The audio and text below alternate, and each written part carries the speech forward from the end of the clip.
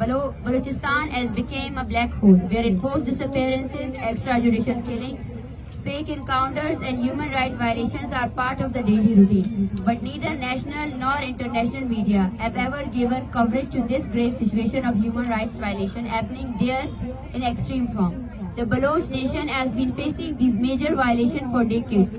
For the state forces, Balochistan is an empty place where they can perform and practice their illegal, unlawful and dehumanizing methods. Pakistan's law enforcement agencies are fully free to commit any kinds of illegal actions in Balochistan. The people of Balochistan urge every media outlet, journalists and human rights organizations to play their role in countering and resisting these human rights violations and the inhuman situation in Balochistan. Respected journalists, as we have cleared above, enforced disappearances and fake encounters are being committed by Pakistan security forces on the Baloch nation in the entirety of Pakistan, persisting that unlawful crime on October 29, 2023 at 1 a.m. respectively. Baloch, son of Mr. Mola Baksh, was abducted in front of his family members from his home in Afsar, Turbat area of district Kesh, Balochistan. On November 20, 2023, a first investigation report was lodged against Mr. Baloch Mola Baksh, and after one day, Mr. Baloch was presented by Pakistan's Counter-Terrorism Department at the Session Court in Turbat, and the Session Court of Turbat ordered a 10-day physical remand for Mr. Baloch. After 2 days, the CTD killed Mr. Baloch in their custody along with 3 other enforcedly disappeared Baloch individuals. In a staged encounter, in fact, a demonstration started in the area of Turbat to demand justice for the killing of Mr. Baloch and other Baloch individuals who had been killed in fake encounter. Other than that, a FIR was lodged against the CTD Balochistan in a result of the protests and mass uprisings in Turbat. This sit-in at Shaheed Fida Chowk, Turbat soon shifted to a movement against the Baloch genocide and the extrajudicial abductions of Baloch, specifically Baloch youth. For 2 weeks, this movement continued in the form of a sit-in, where different subjugated and oppressed families came to register their cases. This movement appeared as a ray of hope for Baloch and Balochistan, who had been silenced through brutal force for the last 7 decades, where peaceful demonstration had become a sin. On December 6, 2023, this movement took the form of a long march by the Baloch Yakjehti Committee against the enforced disappearances and fake encounter in Balochistan, from Turbat to Islamabad. Apart from this long peaceful march faced many hurdles and hindrances. On its way to Quetta, the capital of Balochistan, passing through Iroom, Osha, Pajur, Besima, Gresha, Nal, Hozdar, Sura, Mungashar and Mastong.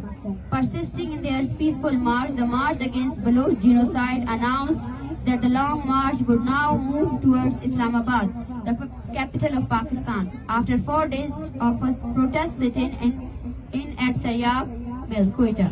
Moving forward, the supporters of the peaceful march were subjugated to violence at Dera Ghazi Khan's Gadai Chowk. Punjab police subjected to violence at Dera Ghazi Khan. Button charged peaceful demonstrators and arrested many of the females preparing for the welcome of the march. 4 Baloch activists were abducted by the DG Khan police in the name of the so-called agreement. Furthermore, the march passed through 3 hurdles at Dera Ghazi Khan and demanded the release of the arrested and falsely disappeared Baloch activists. Following the large scale of demonstrations of the peaceful march, their supporters were released. The transporters in Dera Ghazi Khan were threatened not to move the participants in the march, or else they would face harsh consequences. In light of these hurdles, the march announced that they would continue their march against the Baloch genocide by foot if the issue was not resolved. But after dealing with the administration, the transport issues became resolved. Dear journalists, moving from DG Khan, the march commenced a historical rally in Kaunsa against the Baloch genocide, mobilizing the masses to form a collective front against the atrocities of the state.